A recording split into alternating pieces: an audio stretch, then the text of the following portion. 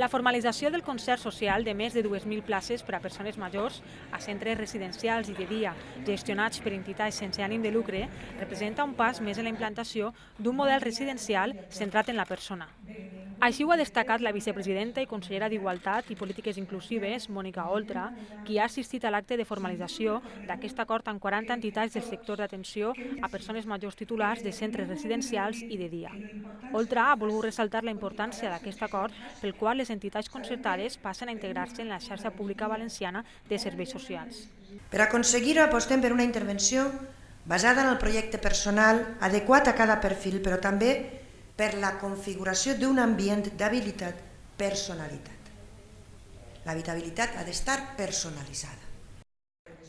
La posada en marxa del concert social implica un doble benefici. D'una banda, facilitarà als centres rebre recursos econòmics dins del termini establert i en la forma escaient. I d'altra banda, implicarà la posada en marxa d'un nou model d'atenció residencial que promou la defensa dels drets de les persones en situació de dependència.